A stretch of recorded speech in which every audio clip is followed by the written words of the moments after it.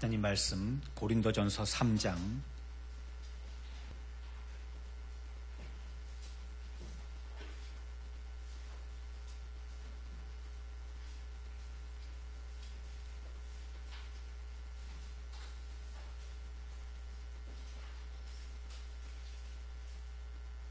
고린도전서 3장 말씀입니다.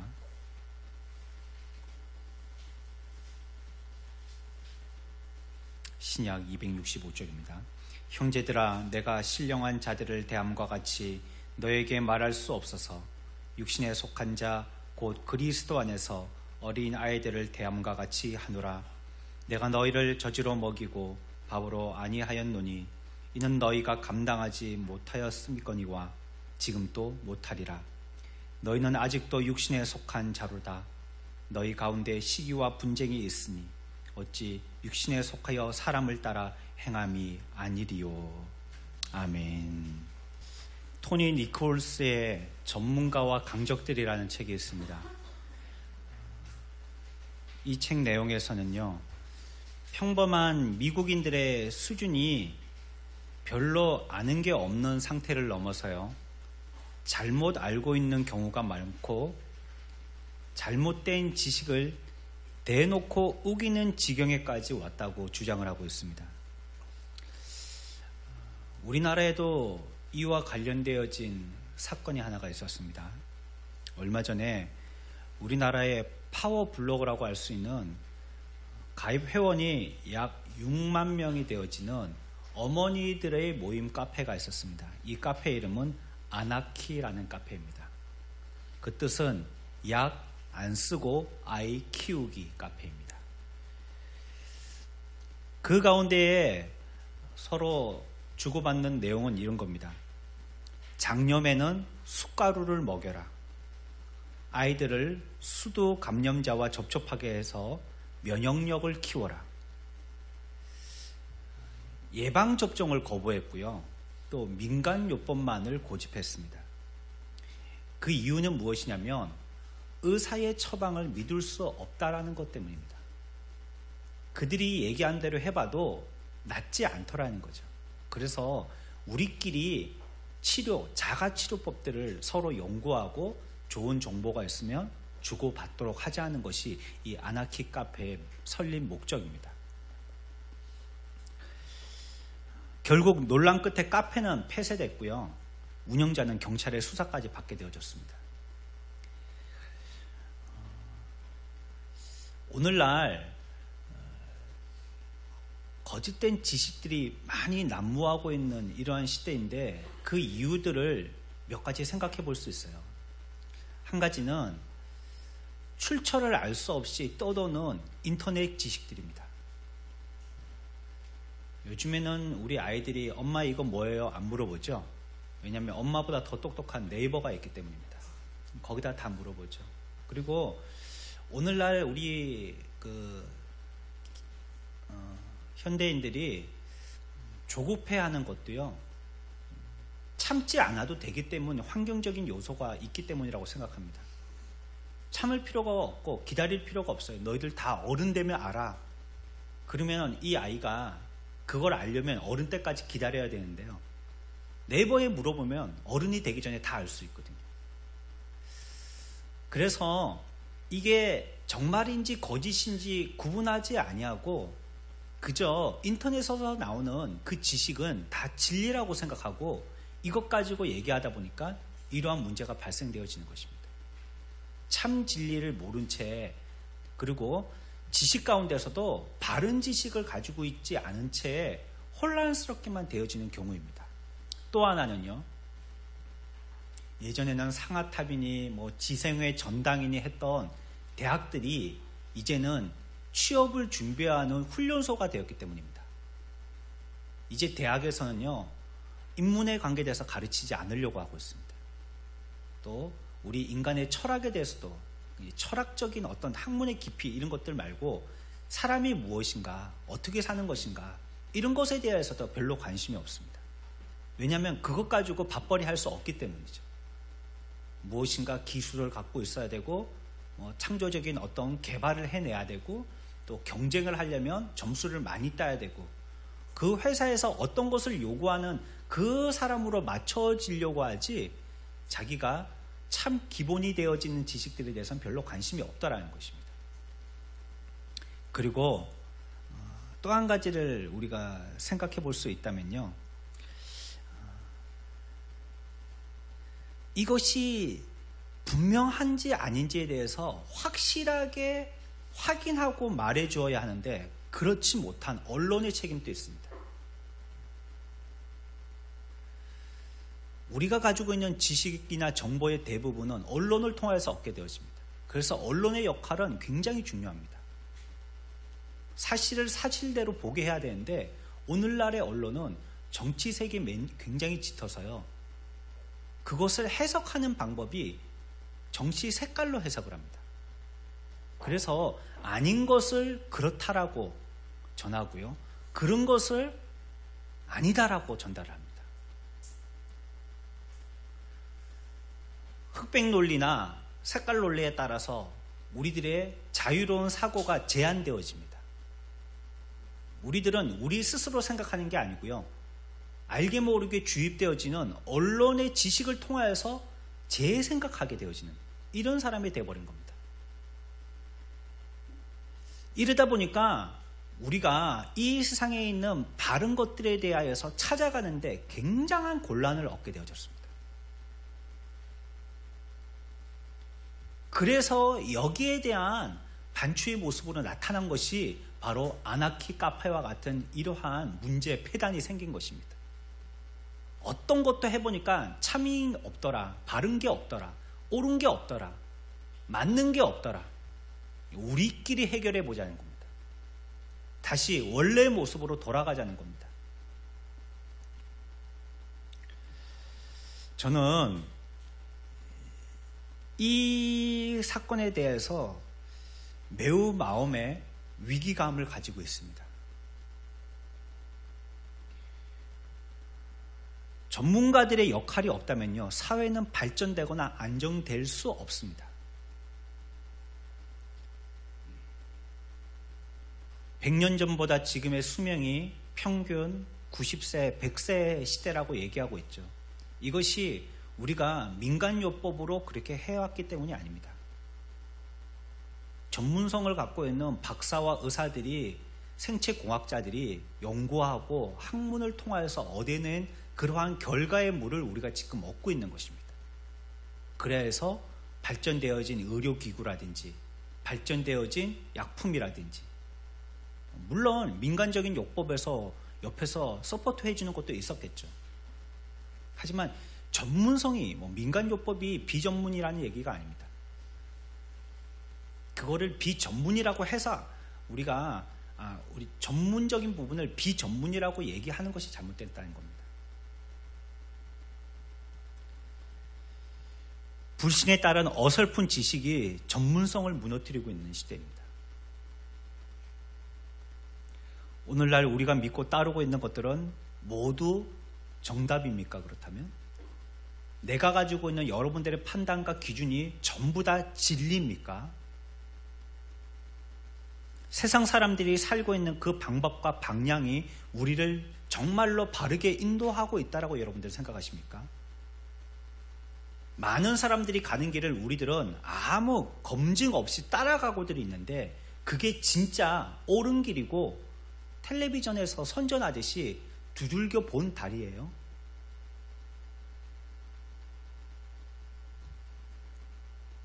나의 철학이 된 것은 과연 어떤 지식이 바탕된 것입니까?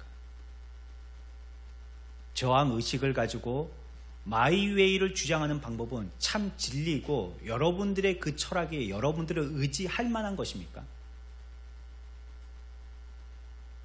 아니라면 그저 세상을 향한 애교 섞인 항변에 불과한 것입니다. 우리의 타락됨을 나타내는 하나의 현상이 육신을 따르는 것입니다. 바른 것이 무엇인지 양심과 진실을 가지고 찾아보지 않은 채 육신의 옳음만을 주장하고 그 방법으로 따라 나가는 것입니다. 뭐가 옳은지 알지도 못하고 알고 싶지도 않아요. 이 나이에 뭐 그거 알아서 뭐 하겠냐고. 내가 숱한 인생을 지금의 방법대로 살아왔는데 이제 내가 살 인생이 얼마 남지 않은데 그거 이제 알아갖고 뭐 하겠냐고. 자기의 인생을 책임감 없이 그냥 놔버립니다.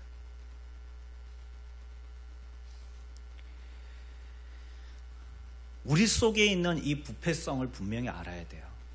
뭐가 바르지 못한 우리의 추악한 냄새나는 육신의 생각인지 우리 자신에 대해서 분명히 알고 여기에 대해서 회피하지 말아야 됩니다. 직면하고 이 문제를 단호하게 해결해야 합니다. 그래야지 여러분들의 인생의 삶에 가치가 있는 것입니다.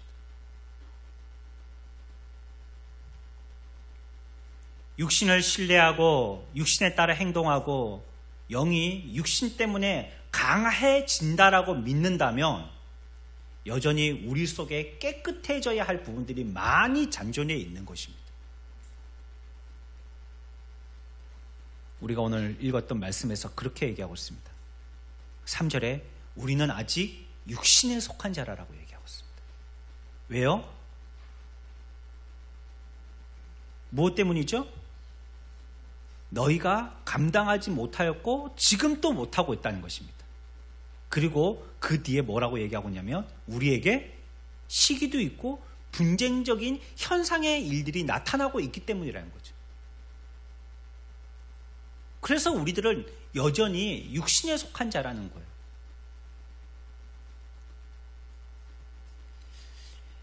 성경의 지식은 참 깊습니다.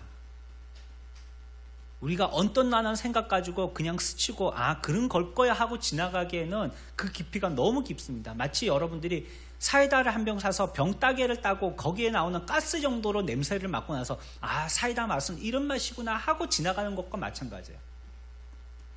땄다면 컵에 부어서 들이켜 마셔봐야지 그 맛을 알 수 있는데 천천히 그 맛을 음미해봐야지 거기에 대한 청량감을 갖다가 맛볼 수가 있는데 병만 따고 나서 땅 소리 나는 그 소리만 듣고 아니면 거기서 흘러나오는 가스의 향만 맡고 사이다는 이런 맛이구나 라고 생각하는 것과 같다는 거예요.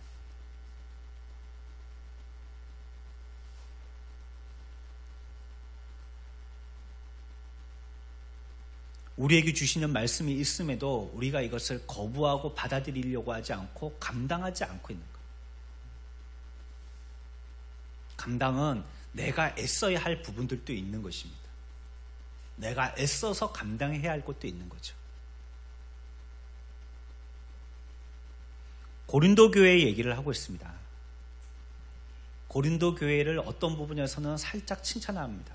이들은 경건했다라고 얘기합니다. 하지만 이들 가운데 나타나야진 현상은요, 시기와 분쟁이 있었다는 거예요. 시기 분쟁이 왜 일어납니까? 여러분들 정답을, 제가 생각하는 정답을 여러분들도 갖고 계셔요. 시기와 분쟁이 왜 사람들을 시기하고요, 왜 싸우게 되죠? 한마디로 얘기하면 자신이 죽지 못했기 때문입니다. 내가 살아있기 때문에 시기하게 되어지고 분쟁하게 되어집니다. 이제 인생의 뒤안길에 이렇게 한 고개비를 넘어서게 되어지시는 그런 연령의 그런 우리 어머님들, 아버님들은요, 손주들이 철없게 하는 짓을 보고도 허허 웃고 넘기십니다. 그거 가지고 엄마 아빠들처럼 신경질 내고 하지 않아요. 작은 거 하나 가지고 시기하고 그것 때문에 싸우고 그러지 않더라는 거예요. 이제 인생을 오래 살아보니까 그런 건 별거 아니라는 거예요. 조금만 더 여유 가지고 기다리면 아이들이 뭐 자동적으로 돌아오게 되어지고 또 그래가지고 큰 탈이 나지 않더라는 거예요. 애들 키워보니까.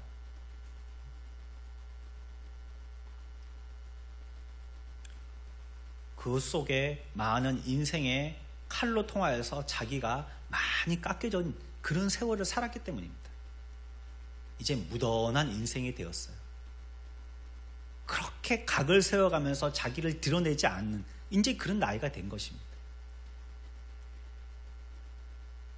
하지만 내가 살아있을 때는요, 여전히 내가 죽기 싫어서요, 시기하고 분쟁하게 됩니다.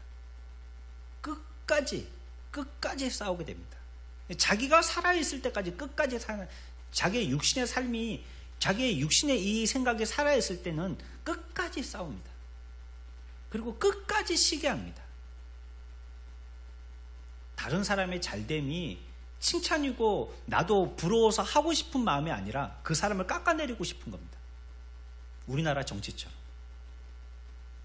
상대가 잘되면 잘됐다라고 응원하지는 않아요. 어떻게든지 흠집을 내죠. 무엇인가 담화가 나오든지 누군가가 무슨 얘기를 하면 거기에 대해서 상대방 쪽에서는요, 옳은 말을 잘 안 해요. 옳은 말을 할 때는 언제냐?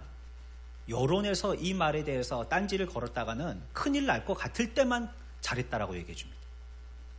양심적으로 하지 않는 거죠. 죽지 않았기 때문입니다. 내 육신이 아직 살아있기 때문이에요. 원죄에 대한 악한 부패성을 제거하지 않고 그대로 드러내며 말씀으로 다듬어지지 아니하는 인격으로 자기 중심적인 판단을 하는 것입니다. 시기는 자기를 알아주지 않아서 나를 드러내는 죄성이고요. 분쟁은 남을 용납하지 않아서 은혜가 메마른 죄성입니다. 그 중심에는 전부 다 내가 있습니다. 시기든지 분쟁이든지. 왜 나 안 알아주냐는 거예요. 나 좀 알아달라는 거죠. 그리고 너는 내가 모르겠다는 거예요. 너 정도는 난 몰라도 된다는 겁니다. 이게 분쟁입니다.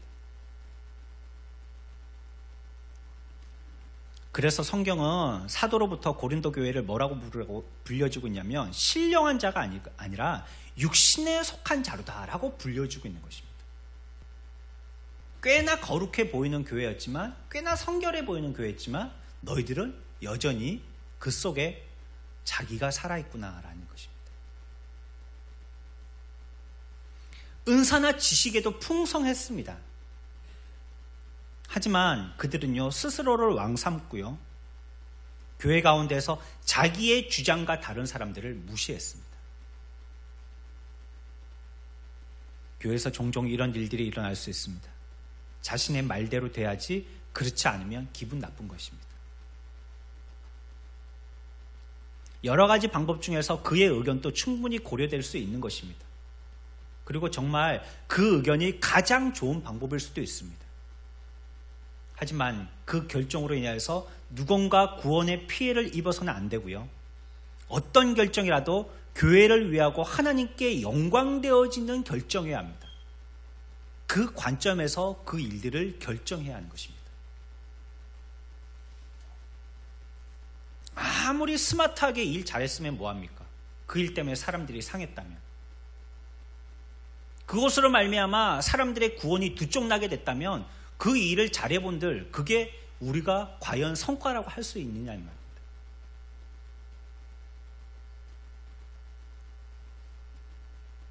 하나님의 관점에서 봐야 돼요. 하나님의 구원의 관점에서 봐야 되는 것입니다. 교회는 한 사람만 똑똑해서 되지 않습니다. 우리들은 똑똑하지도 않고요. 다 어리석고 연약한 지체들입니다. 다 부족합니다. 강해 보이는 사람도 사실은 굉장히 연약함을 갖고 있는 것입니다. 조금씩 부족할지라도 서로의 부족을 채워주면서 세워주고 의지하고 하나님의 뜻을 이루어야 하는 것입니다. 내 주장이 절대적일 수 없고요. 게다가 다른 사람의 의견을 무시한다는 것은요, 교회를 하나 되지 못하게 하는 요인으로 작용하게 되는 것입니다. 서로가 서로를 인정해 줘야 돼요. 틀림이 아니고 다름이에요. 달라요.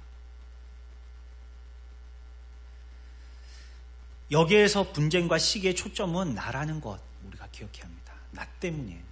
내가 살아있기 때문이에요. 내가 부인되고 내가 죽으면 더 성결하고 더 거룩해질 수 있어요. 그래서 4장에 가서 8절에 뭐라고 말씀하시냐면, 너희가 이미 배부르며 이미 풍성하며 우리 없이도 왕이 되었도다라고 얘기하고 있습니다.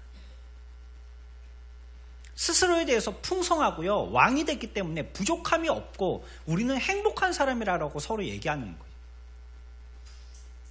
여기에 대해서 끝에 가면 8절 뒤에 바울은 뭐라고 얘기하고 있냐면요, 우리가 너희와 함께 왕노릇하기 위하여 참으로 너희가 왕되기를 원하노라 라고 얘기하고 있습니다.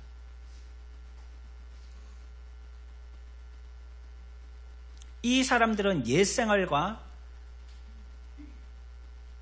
은사의 풍성함, 또 생활 양식에서의 어떤 유복함을 누리고 있는 사람들입니다. 그래서 더 이상 배불러서 부족함이 없다라고, 풍성한 가운데 있다라고 이렇게 자족하는 삶을 살고 있는 것입니다. 그래서 이제는 더 이상 우리는 누구를 통하여서 공급되지 않아도 우리들은 계속적으로 풍성할 수 있다라고 생각한다는 거예요. 여전히 풍성하기 때문에 앞으로도 계속 풍성할 수 있다라고 생각하는 것이 고린도 교인들의 생각입니다. 자기 만족에 빠져 있고요. 그래서 더 이상 복음을 전해주는 사람도 필요 없다라고 생각하는 것입니다. 내가 이제 다 알고 있기 때문에, 스스로 다 터득하고 파악했기 때문에 더 이상 나는 배울 게 없다라고 생각하는 것입니다. 현재 그들이 누리고 있는 삶에 대해서 더 이상 목표를 향해 달려가고 있지 않음을 경고하고 있습니다. 근데 뭐라고 얘기하냐면 지금은 그럴 때가 아니라는 것입니다. 오히려 십자가의 삶을 따라 살아야 된다라고 얘기하고 있어요. 우리가 읽었던 말씀에서 3장과 4장을 두 장을 보면요, 여기에 두 단어가 아주 규칙적으로 반복되어서 대조되는 걸 볼 수 있어요. 뭐냐면 우리와 너희입니다. 우리라는 단어가 계속 쓰이고요, 한편에서는 너희라는 단어가 계속 쓰여요. 그들 고린도 교회 스스로가 생각하는 너희가요, 우리가 생각하는 선지자들이 보는, 선견자들이 보는 입장에서 너무 차이가 나는 겁니다. 그래서 이 줄은 너무 정확하게 그어져버린 거예요. 그래서 우리 쪽이 있게 되어졌고 너희 쪽이 있게 되어버렸어요. 너희는 그렇다고 생각하는데 우리는 아니라고 판단한다라고 얘기하고 있습니다.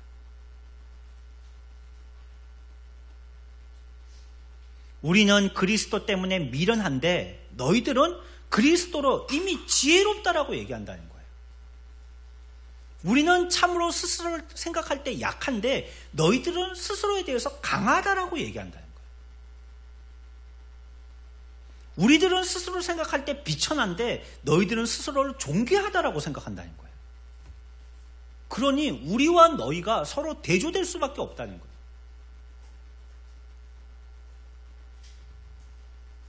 하나님께서 보장하시지 아니하는 왕권을 이들은 절대적으로 갖고 있는 것입니다. 누구도 인정해주지 아니한 왕권을 스스로 세워가고 있다는 거예요. 그래서 너희들은 스스로 왕 되라는 거예요. 너희들의 삶이 육신에 매여서 살고 있는 그 삶이 스스로를 왕되게 하는 삶이라는 겁니다. 그 왕 되라는 거예요. 그러면 우리는 비천하기를 원하여서 그 앞에 수종 들고 섬기는 자가 돼야 된다라고 가르쳤는데 너희들은 스스로 왕 되겠다는 거니까 왕 되라는 것입니다.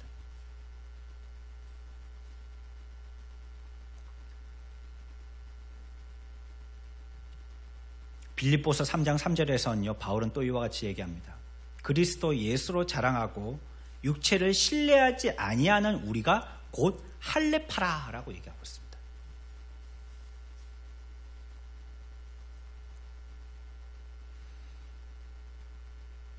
육신의 할례로 만족하는 사람들이 고린도 교회와 같은 사람들입니다. 할례 받은 거 그거 갖고 만족한다는 겁니다. 오늘날로 치면 교회 다니면서 세례 받은 걸로 만족한다는 거예요. 뭐 적절한 적용인지 모르겠지만 세례 받은 것 갖고 만족한다는 거예요. 그래서 자기들의 거룩을 세워나가면서 우리들 스스로 모든 것을 다 판단해낸다는 겁니다. 하지만 그 속에는 아직도 마음의 할례는 받지 못했다는 거예요. 육신의 할례만 받았지. 바울은 같은 맥락에서 너희들은 왕 되라는 겁니다. 너희들은 육신의 할례를 받았다는 거죠. 정말 바른 할례라는 것은요, 특권이나 재능이나 부나 혈통이나 신분이나 학문이나 선행과는 상관없는 것들입니다. 이런 것들을 의지하거나 이런 것들을 중시하지 않는 것이 바른 할례입니다. 근데 이들의 육신의 할례를 받았다는 것은 이런 것을 더 드러내고 강조했기 때문이에요. 학문, 혈통, 신분, 재능, 특권, 이게 마음의 할례의 의지보다도 더 큰 자기의 의지처가 됐다는 겁니다.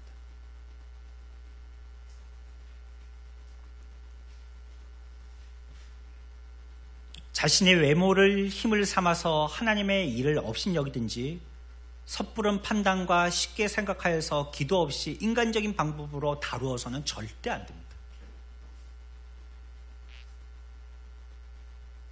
자기가 아무리 세상적으로 외형의 어깨에 견장을 찰 만한 그러한 위치에 있다 할지라도 하나님의 말씀 앞에서는요, 조심하고 삼가해야 합니다. 여인들은 성전에 들어올 때 발을 삼가라고 성경은 얘기하고 있습니다. 신발 신고 들어오라 이 말이 아니에요.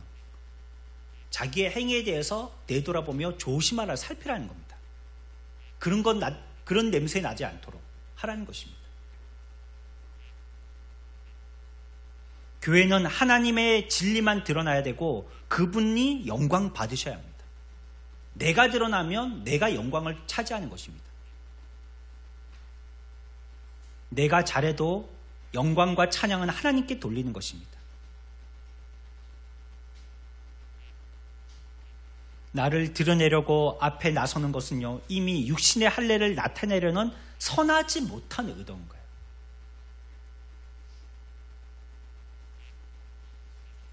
어쩔 수 없이 하는 거지, 해야 될 사람이 없으니까 누군가 해야 되니까 하는 거지, 자기를 나타내려고 하는 의도로 해서는 그 사람은 육신의 할례를 받은 그 정도에서 지나지 못한 사람입니다.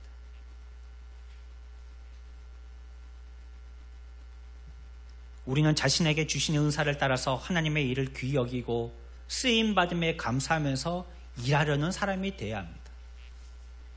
그래서 우리들을 각 지체로 모아주셨다는 거예요. 어떤 사람은 간의 역할로, 어떤 사람은 위의 역할로, 어떤 사람은 콩팥의 역할로, 어떤 사람은 허파의 역할로, 각 사람이 서로 다른 그들의 은사를 갖고 있지만 그 사람들이 하나로 같이 모여질 때에 각 은사가 활용되어져서 한 몸을 이루어서 살기 때문에 모두에게 각자의 다른 은사들을 다 주신 것입니다.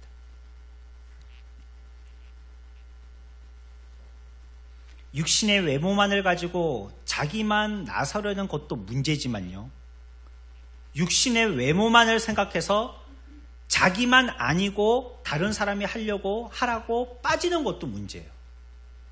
이건 겸손 아니에요.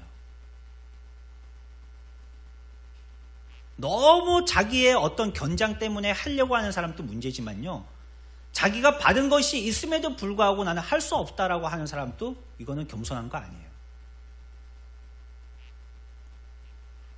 그러면 나는 심장인데 나는 그렇게 그 큰 일을 못해요 하고 심장이 멈춰버려요. 그럼 피해는 다 같이 보는 겁니다. 심장이 멈추면 끝이죠. 아유, 나는 맨날 그런 거 못해요. 나는 뇌인데 그냥 가만히 숨죽이고 있을래요 하고 뇌가 숨을 안 쉬어봐요. 그러면 끝나는 겁니다.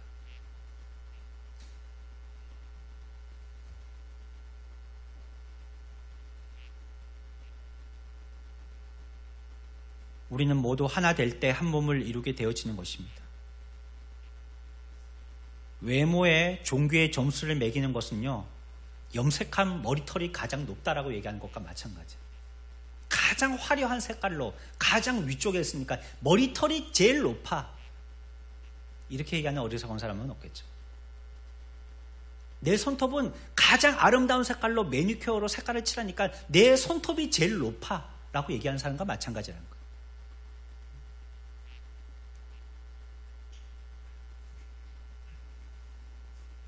하지만 그런 것이 그를 살고 죽게 하지 않습니다. 머리카락 없어도 살아요. 손톱에 색칠하지 않아도 살아요. 이런 것들은 마음에 할례받지 못한 사람을 교만에 빠뜨릴 뿐입니다. 그래서 우리는 육신을 의지하지 않고 그것이 주는 위로나 의나 어떤 것도 의지하지 않고 오직 우리가 자랑하고 의지해야 될 분은 예수 그리스도라고 바울이 역설하고 있는 거예요. 그거는 우리가 힘줄 게 아니라는 거예요. 세상에 어떤 미스 코리아, 미스 유니버, 세계 어떤 힘 있는 사람, 센 사람, 돈 있는 사람, 권세 있는 사람 다 죽었습니다. 지금껏 살아있는 사람은 아무도 없어요. 그리고 지금 또 세상을 호령하는 사람 조만간에 죽을 것입니다. 이상한 눈으로 보지 마십시오. 제가 죽인다는 게 아닙니다. 시간이 지나면 자연적으로 다 죽는다는 겁니다. 어떤 사람도 다 죽습니다. 시대를 호령했던 사람들 다 죽습니다. 우리는 무엇으로서 자랑해야 됩니까? 오직 예수 그리스도로 자랑해야 돼요. 근데 이 고린도 교회 교인들은 어땠다는 겁니까? 그러지 않고 그들이 바탕으로 삼았던 것, 기초로 삼았던 것, 그들이 신뢰했던 것은 무엇이에요? 육신이래요. 육신이에요. 이걸 바탕으로 삼았다는 거예요. 육신의 할례 받은 것, 그거 바탕으로 삼았다는 거예요.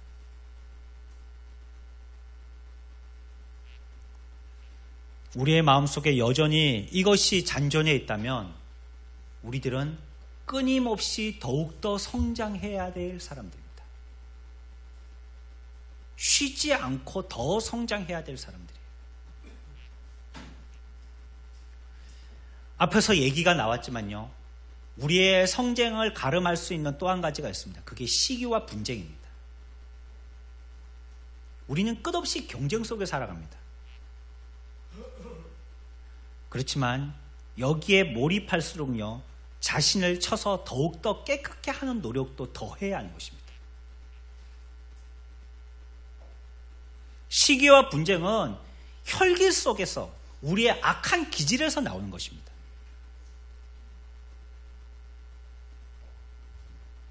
너희 가운데 시기와 분쟁이 있으니 어찌 육신에 속하여 사람을 따라 행함이 아니리요 사람을 따라서 행한다는 것입니다. 시기와 분쟁을 나타내는 걸 보니까 사람 냄새 풍기고 있구만 이 말입니다. 인간 냄새 풍기고 있구만 이것이에요. 아직 신령하게 안 됐구만 이 말이에요.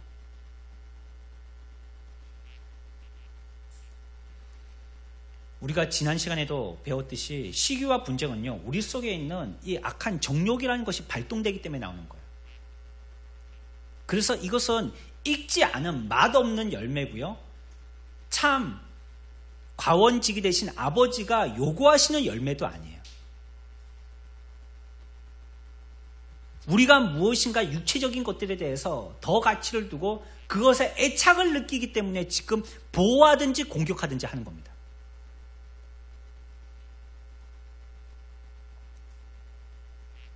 그래서 여러분들 속에 시기든지 분쟁이든지 그 힘이 강하다는 것은 무엇을 얘기하냐면 여러분들 속에 욕심이 그만큼 크다는 것을 얘기하는 겁니다. 여자는 질투하며 산다고 누가 그런 얘기를 했는지, 그거를 굉장히 미화시켜서요, 질투가 잘하는 것처럼 그렇게 얘기합니다. 사랑하지 않으면 질투도 하지 않는다고. 말은 맞습니다. 아무 관심도 없으면 질투가 있겠습니까? 하지만 그것을 우리가 살아갈 때 반드시 필요한 나와 함께 해야 될 동반자와 같이 말한다는 것은 잘못된 것입니다. 무엇이냐, 그 속을 열고 보면 내 속에 무엇인가 정욕으로 가득 찼다는 겁니다. 욕심으로 채워져서 잃고 싶지 않고 자기 거 삼으려고 하는 것입니다. 그리고 결국은 빼앗고 싶은 겁니다.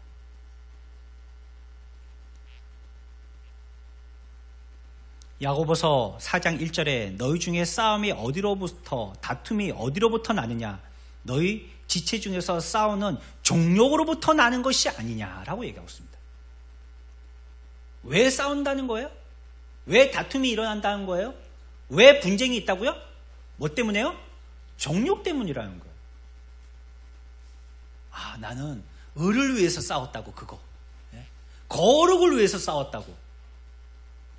정말 그런가요? 대부분이, 예외도 있겠지만요, 대부분이요, 자기의 정욕 때문에 싸웁니다. 자기 무시 안 당하려고, 자기 거 안 뺏기려고,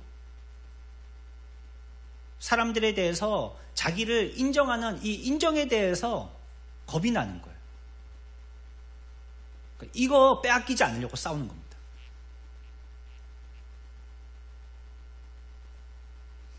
그래서 식이라는 것은 상대방을 미워하는 것이라기보다는요, 더 가지기 위해서 정욕이 발작하는 겁니다. 그게 식입니다.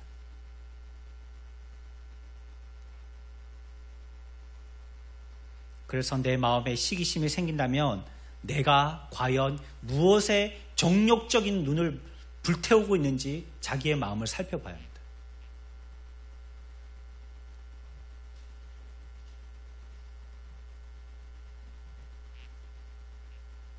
우리가 서로에 대해서 물고 먹는 사람이 되었다면 성령으로 행하는 사람이 아니고요, 육으로 가득한 사람이라는 것이에요. 육신의 사람이에요. 내 마음에 시기심이 있고 여전히 분쟁의 마음이 있다면 나는 무엇인가 정욕을 놓지 않고 있는 것입니다.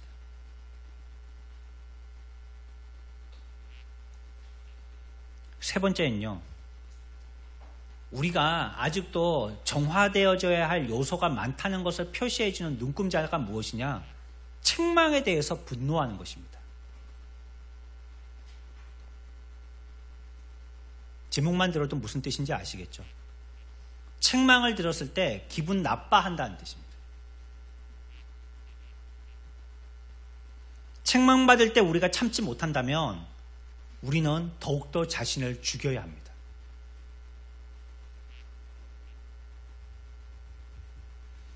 여기에서 우리는 새로운 사실을 한 가지 발견하게 되어지는데요,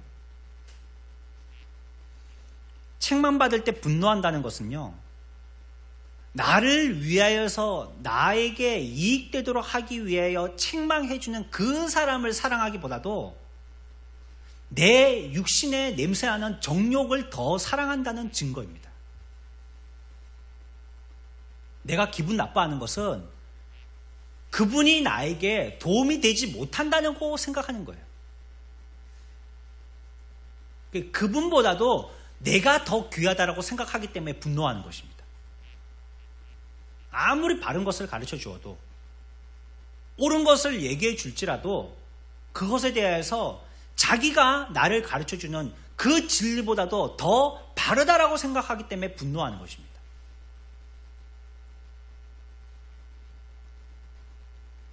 그래서 이제 아이들의 자아가 생기면서요, 아이들은 부모님의 말씀에 대해서 분노합니다. 왜요? 자기가 더 옳다는 거예요. 부모 말씀보다도 자기가 더 옳다는 거예요. 부모는 자기를 사랑하여서 위하여서 잘 되라고 얘기하는데 그 마음보다도 자기 마음이 더 중요한 겁니다. 그래서 부모 사랑은 배척하고요, 자기를 보호합니다. 그래서 분노 폭발하게 됩니다.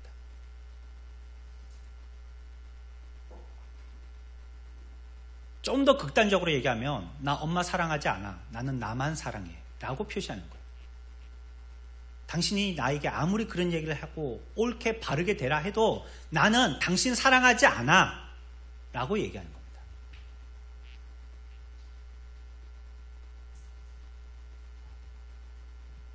책망을 받을 때 분노를 주의하라는 것입니다. 야고보서 1장 19절에 그래서 듣기는 속히하고 말하기는 더디하며 성내기도 더디하라라고 얘기하고 있어요. 21절에서는 뭐라고 얘기하고 있죠? 그러므로 모든 더러운 것과 넘치는 악을 내버리고 너희 영혼을 능히 구원할 바 마음에 심어진 말씀을 온유함으로 받으라 라고 얘기하고 있습니다. 하나님의 말씀을 받으려면 내 마음에 내가 꽉 차 있어서는 더러워서 하나님의 말씀이 거기에 부어질 수 없는 거예요. 여러분들이 음식을 갖다가 그릇에 담으려고 그 그릇을 볼 때 그 그릇이 들어오면은 여러분들이 음식을 부어서 거기에 담을 수 있겠어요?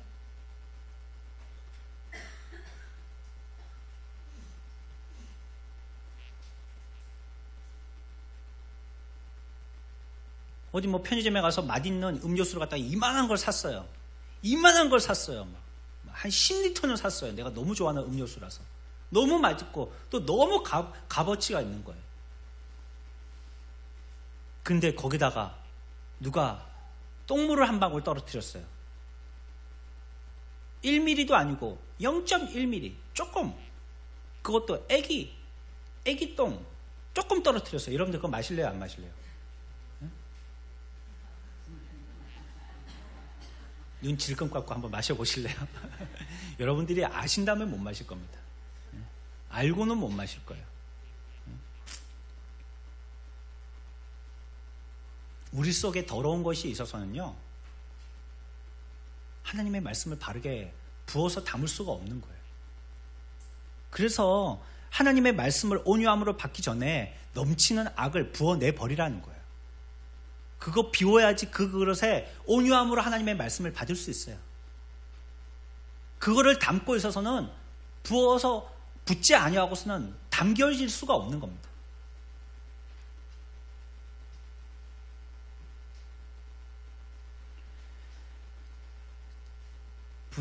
책망에 대해서 분노한다라고 표현했지만 사실은 그 마음에도 중심에는요, 우리의 정욕이 자리 잡고 있는 것입니다. 성경에 있는 한 얘기를 하고 말씀을 마무리 짓겠습니다. 역대하 16장에 나오는 유다 왕 아사에 대한 얘기입니다. 아사 왕에 대한 얘기입니다. 아비아의 아들이죠. 14장에서 보면 아사 왕에 대한 얘기가 시작되어지는데요. 아사가 왕이 되어졌을 때요, 그의 군대의 숫자를 세어보니까 군인이 30만 명이었고 활 쏘는 군인이 28만 명쯤 되었어요. 그러니까 한 60만쯤 되었어요. 우리 지금 우리나라의 정병을 갖다가 60만 정도로 보고 있는데 비슷했어요. 58만, 30만, 28만이니까 그 정도 됐어요. 근데 그때에 구스라는 나라에서 세라라는 이 왕이 군사 100만 명하고 전차 300대를 몰고 쳐들어왔어요. 전력에서는 비교가 안 되죠. 우리는 58만인데 저기는 벌써 100만인데다가 내가 저쪽을 이기려면 1대1로 싸워야 돼. 1대2로 싸워야 되는 거예요. 1대2로. 그리고 우리들은 기껏해야 최신 무기가 활이에요. 여기서 막 어깨 앞으라고 잡아당겨서 쏴야지만 날아가는, 그것도 근접전에서는 소용도 없는, 바로 앞에서 싸울 때는 소용도 없는, 멀리서 원거리 전쟁에서만 조금 유용한 그런 활이 최신 무기예요. 그런데 구스는 무기가 뭐예요? 탱크예요. 탱크. 우리가 총 들고 보병 몇 명이 있으면 탱크 한 대 물리칠 수 있을까요? 다른 무기가 없이 총 한 자루만 들고 있다면 보병 몇 명이 탱크 한 대 물리칠 수 있을까요? 100명요? 100명이면 탱크 이길 수 있을까요? 우리나라에 K2 탱크 있죠? 전차. 이거 100명이면 보병 100명이 이길 수 있을까요? 1000명이면 이길 수 있을까요? 특별한 무기가 없다면 아마 탱크를 보병이 이기기는 힘들 거예요. 그 탱크가 기름이 떨어지기 전에는. 아니, 무기가 없으면 그냥 밀고 가면 되는 거 아니에요. 탱크에 탄약이 다 떨어지면 그냥 밀고 가면 되는 거 아니에요. 총알을 아무리 맞아봤자 그 탱크가 뚫리겠어요? 총검을 꼽아가지고 아무리 쑤셔봤자 그 탱크가 빵꾸 나겠어요? 그런데 이런 무기를 구스는 300대나 갖고 있다는 거예요. 해보나 만한 전쟁이에요. 이 전쟁은 졌다 하는 전쟁이에요. 머릿수로도 벌써 안 되고 무기가 너무 월등해요. 그런데 아사 왕의 위대함은요, 전쟁 때 이거 어떻게 됐나, 이제 죽었다라고 마음만 동동거리지 않고 하나님 앞에 나와서 뭐 했겠어요? 기도했어요.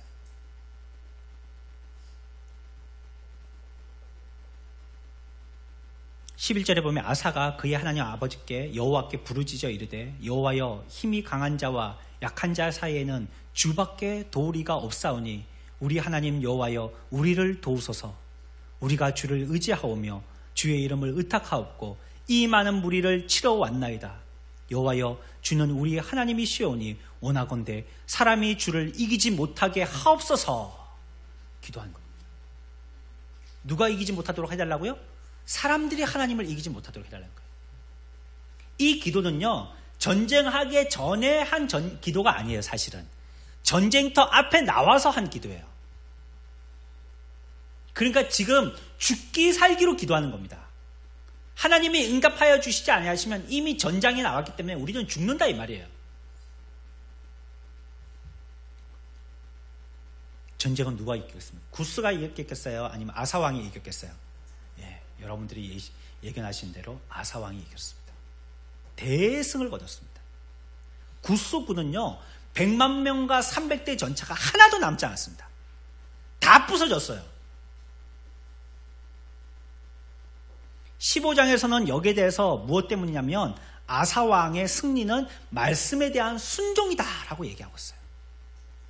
하나님의 뜻에 따라서 순종했기 때문이라고 얘기하고 있어요. 그리고 이제 선지자 오뎃이 말을 합니다. 가증한 물건을 다 버리라고. 이제 우리 가운데 경건치 못한 것은 다 버리자고 얘기합니다. 심지어 15장 16절에 가서는요, 아사왕의 어머니가 어떤 가증한 물건을 갖고 있었었나 봐요. 그랬더니 이걸 갖다가 뺏어버렸어요. 없애버렸어요. 어머니 물건을 뺏어버렸어요. 가증한 물건이기 때문에. 그리고 어머니를 태우의 자리에서도 폐위시켜버렸어요. 당신은 왕의 어머니로서의 역할을 하지 못하고 있습니다. 내려오십시오. 자연인으로 돌아가십시오. 그냥 폐위시켜버렸어요. 왕이. 거룩에 대해서는 단호한 거죠. 그리고 하나님께 온 마음을 들여서 예배했어요. 여기에 보면 아사 왕이요, 솔로몬 말고 두 번째로 많은 제물로 하나님 앞에 제사 드린 왕으로 표현되어집니다. 15장 11절에 보면 소가 700마리, 양이 7,000마리예요. 어마어마한 거죠. 예? 뭐 2.5톤이나 한 5톤짜리의 차에다가 소를 몇 마리 싣겠어요? 한 10마리 싣겠어요? 5톤짜리 차면? 10마리 실을란가요? 예? 근데 700마리를 싣고 왔다니. 700마리. 어마어마한 거죠, 이거는요. 700마리 다, 저는 한 번에 700마리 소를 갖다 본 적이 없는 것 같아요. 뭐 동물의 왕국 같은 데 보면 뭐 이렇게 막 대지를 달리고 있는 야생 소떼 이런 걸 봐도 700마리나 되는 소떼를 본 것 같지는 않아요. 700마리를 잡으려면 이게 그 소를 잡는 제사장들도 죽을 마실 거예요. 예? 한두 마리도 아니고요. 한 마리를 해체하는데도 얼마나 힘이 드는데 이 700마리를 해체한다는 것은 이거는 뭐 밤낮 가리지 않고 그것만 했을 겁니다. 거기다가 양은 한술 더 떠서요. 몇 마리요? 10배인 7,000마리예요. 죽일 때마다 음메 이거 막 귀에서 맴돌지 않겠어요? 예? 밤에 잘라고 그러면 귀에서 음메 하고 예? 온통 그런 소리가 안 들리겠어요? 그런데 소 700마리에 양 7,000마리를 하나님 앞에 감사의 제물로 예배했다. 한 번에, 한 번 예배할 때. 그 사랑이 얼마나 특별한지 알겠죠? 자기가 이것뿐이라서 이것만 했지 더 있으면 아마 더 했을 거예요. 아사왕이. 그러니까 이거는 제물이라는 것은 자기의 신앙을 어느 정도에서 표현하는 건데요. 내가 그렇습니다 하고 하나님 앞에 완전히 올인한 거예요. 아사왕은. 그랬더니 하나님께서 그 땅에 평안을 주시고요. 전쟁이 없도록 하셨어요. 언제까지냐면요. 선지자의 예언의 말씀을 들을 때까지라고 얘기하고 있어요. 아까 오뎃 선지자가 얘기할 때 있죠. 더러운 거 다 없애라고. 그럴 때 그 말을 들어가지고 깨끗게 했다 했잖아요. 그 말을 자꾸 잘 들은 거예요. 여러분들, 그 말이 우리가 생각하기에 듣기 좋은 말만 할 줄 알지만 사실 그렇겠습니까? 예? 어머니의 물것을 빼앗아서 없애버리려고, 뭐 빼앗으라는 말은 없었겠지만 없애라고 했겠지만 이거 기분 좋아할 사람이 누가 있겠어요? 그리고 어떤 때에는 이거보다 더한 걸 요구했었을지도 몰라요. 하지만 그 말에 순종했었을 때는 그 땅에 평안과 전쟁이 없었다는 거예요. 평안이 있고 전쟁이 없었다는 거예요.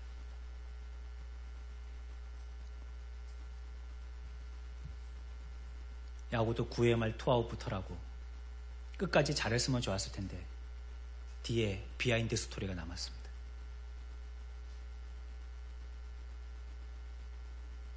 (16장에) 가서는요 36년째 아사왕이 36년째 되는 해의 일들을 얘기하고 있는데, 이스라엘에서 바사가, 이 아사왕은 유다왕이거든요, 이스라엘에서 바사왕이 다시 쳐들어왔어요. 자 보세요, 앞에서 뭐라고 그랬죠? 선지자의 말씀에 순종했을 때는, 잘 들었을 때는 어땠다고요? 평안이 있고 전쟁이 없었다 했죠. 지금 전쟁이 발생했어요. 전쟁만을 보면 안 된다는 겁니다. 아, 전쟁이 일어났네, 비상, 소집령 내려서 전부 다 전투태세, 이것만을 보면 안 된다는 거예요. 그 배후에는 성경에서 얘기하지 않지만 무슨 사실이 숨겨져 있는 거죠? 순종하지 않기 시작했다는 거예요. 아사 왕이. 그 마음이 조금씩 상해 간 거예요. 하도 태평성대를 누리니까. 자기가 잘해서 그런 줄 알고. 근데 이때 이 아사왕은 오뎃의 선지자의 얘기를 듣던 옛날과는 전혀 딴판의 모습을 보입니다. 이제 선지자의 말을 듣지 않게 되게 돼요. 말을 안 듣습니다. 해보니까 자기가 알아서 하니까 잘 되거든요, 지금까지. 36년을 왕위에 올라서, 우리나라에 뭐 대통령 해봤자 뭐 5년이고, 5년 또 중간에 잘못되면 중간에 내려와야 되고, 뭐 구치소 가야 되고, 뭐 재판 받아야 되고, 뭐 맨날 얼굴에 신문 나와야 되고 이런데, 그런데 여기서는 36년을 했다는 거예요. 잘했겠죠, 36년을 할 정도면. 그러니까 자기가 잘해서 그런 줄 알고 막 신이 난 겁니다. 얘기를 안 듣기 시작했어요. 그리고 바로 아까 구스의 군대와 전쟁할 때는 뭐 했다고요? 기도부터 했죠.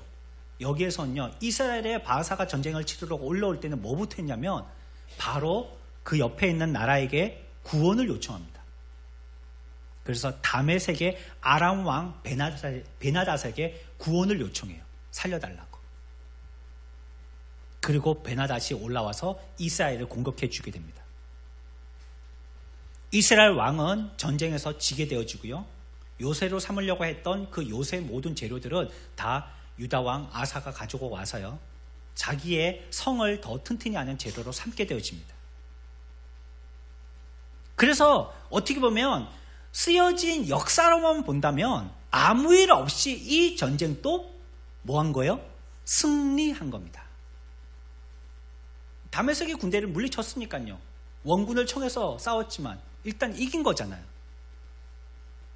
하지만 무엇인가 문제가 생긴 거예요. 여러분들 좋다고 다 좋은 게 아닙니다. 내가 지금 배부르게 잘 살고 있다고 이게 지금 내가 잘해서 이렇게 자동차 엔진 꺼져도요 한참 달려갑니다. 게다가 내리막길이면 더 빨리 달려가죠. 그러니까 내가 지금 잘 뛰어가고 있는 줄 오해하실 수 있다는 거예요. 내가 지금 잘해서 속도가 더 붙는 거예요. 야, 내가 하나님의 복을 더 받고 있구나, 이렇게 충분히 오해할 수 있다는 겁니다.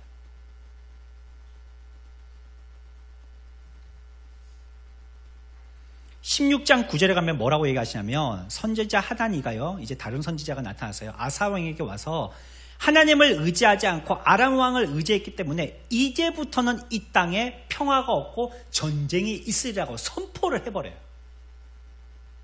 이제는 평화의 시대는 끝났다는 것입니다.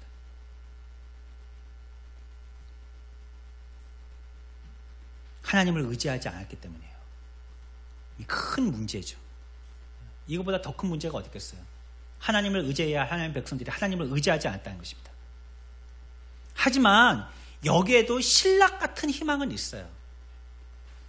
무엇이냐면 문제를 지적했기 때문에 그 문제를 지적해진 그 문제를 해결하면 되는 거예요.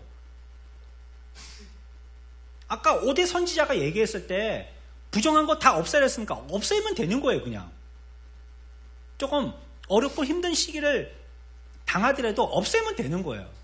그러니까 너희들이 지금 순종하지 않고 말씀을 따라 의지하지 않았다라고 얘기하니까 이제부터 뭐 하면 되겠어요? 순종하고 의지하면 되는 겁니다. 아, 잘못했어요, 용서 빌고. 그러면 되는 거예요. 이게 신락 같은 희망입니다. 그런데 아사 왕이 하나님을 의지하지 않은 것보다 더 큰 잘못을 범하게 되어지는데, 그것을 16장 10절에서는 분명히 얘기하기를 뭐라고 얘기하냐면, 아사가 노하여 선견자를 옥에 가두었으며 이는 그 말에 크게 노하였으며 라고 얘기하고 있어요. 선견자 하나니가 그것을 갖다가 바로 짚어 주었는데, 당신의 병은 이 병입니다 라고 분명히 진단해 줬는데, 아사왕은 그래요? 그러면 이제부터 내가 식이요법하고 이제 뭐 술, 담배 다 끊고 이제는 건강하게 운동도 하고 그래야 이제 의사 선생님 말씀 잘 듣고 약 먹고 그래 이제 건강을 되찾겠습니다. 이러면 되는데, 그러지 않고 어떻게 했다고요? 화를 내가지고 하나님 선전자를 어떻게 했다고요? 감옥에 쳐넣어버렸다는 겁니다. 저놈 좋은 말 안 하고 내가 지금 기분이 빈정상했는데 어디 와가지고 기름을 부어? 집어넣어. 자기가 천지를 다 주재할 수 있을 거라고 이제 교만이 충천한 겁니다. 집어넣어 해버린 겁니다. 그리고 이와 같이 하나님의 편에 대해서 그 말을 지지해주는 사람들까지도 같이 집어넣겠어요. 그 잔당들 다 쓸어 넣어버려. 이렇게 한 겁니다. 여러분, 우리의 죄가 지적당하면요, 살 길이 열린 줄 아십시오. 여러분들이 그것을 지적당하지 않고 가만히 놔두면요, 그냥 폭망하는 겁니다. 시간 문제지 폭망하고 마는 겁니다. 거기서 멈추고 더 이상 행하지 아니하면 더 큰 멸망은 받지 않아요. 하지만 인간은 약합니다. 자기 부인하기를 죽기만큼 싫어하는 것이 인간입니다. 자기의 죄는 지적당하고 싶지 않아요. 그리고 거기에 대해서 우리의 반응은 분노입니다. 죄와 의가 구분되어진다 할지라도 여기에 대해서 옳고 그름을 생각하기 전에 자기 자존심을 먼저 생각해요. 이것이 아사왕이에요. 우리가 교만해서 안 되고 지적당하면 우리의 죄를 회개해야 된다는 표본으로 보여주는 말씀이에요. 결국 아사왕의 마지막이 궁금하시죠? 아사왕 36년 그 이후에 3년 지나서 39년이 되었을 때 발에 이상한 병이 걸립니다. 발에 다리가 뭐 썩었는지 골맞는지 비틀어졌는지 아니면 근육이 빵빵하게 뭉쳐가지고 막 빳빳한 나무떼기처럼 됐는지 모르겠지만 이상한 희한한 병이 걸립니다. 발에. 뭐 아무리 의원을 불러도 안 되는 병이 걸려요. 방법이 없는 병이 걸려요.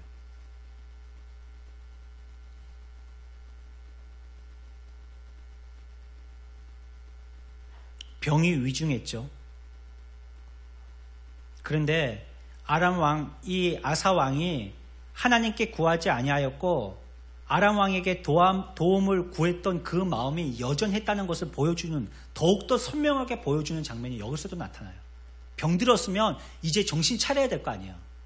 우리의 몸을 칠 때는 제일 마지막으로 치시는 거예요. 이 방법 저 방법 다 하시다가 안 되면 제일 마지막에 치시는 게 우리의 몸을 치시는 겁니다. 그 다음에는 뭐예요? 죽는 겁니다. 말 안 들으면 죽여버리는 거예요. 그게 하나님의 방법의 마지막이에요.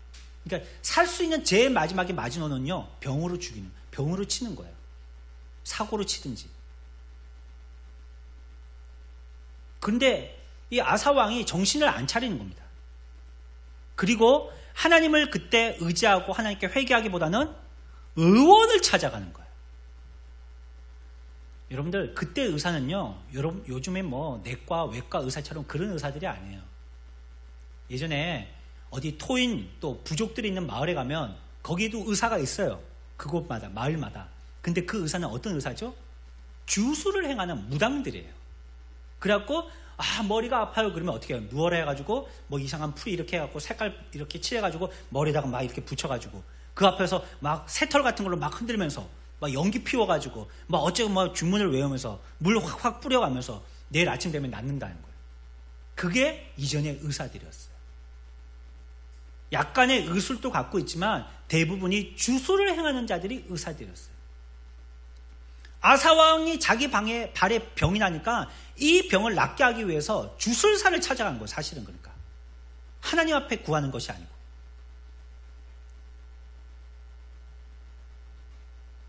그래서 뭐 병에 걸렸을 때 의사의 도움을 받으면 안 된다라고 얘기하는 게 아니에요. 의사한테 찾아가야죠. 하나님이 의술도 우리들에게 혜택을 내려주신 거니까 의사 찾아가야 됩니다.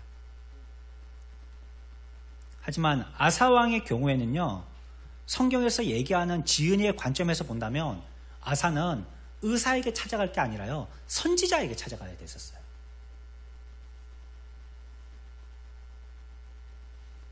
지은이는 끝없이 하나님을 의지해야 한다라고, 말씀을 들어야 된다라고 강조합니다. 그러니까 아사왕의 이 태도는 하나님에 대한 철저한 불신의 태도입니다. 그것이 아사왕의 이러한 태도가 그 병의 원인입니다. 아사왕은 책망받을 때 대체로 분노했어요. 화냈어요.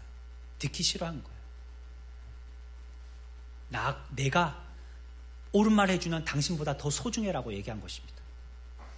여러분들, 이런 것이 우리 속에 있다면 우리들은 여전히 우리를 더욱더 정결케 해야 돼요. 깨끗게 해야 될 분명한 이유임을 여러분들이 기억하셔야 되겠습니다. 세 가지 다시 한번 정리하고 마칩시다. 한 가지 무엇이었어요? 육신만을 의지하는 거예요. 육신만을 신뢰하는 거예요. 내가 뭐 공부 잘하면 돼. 나만 믿어. 나 튼튼하니까, 나 돈 잘 버니까 나만 믿어.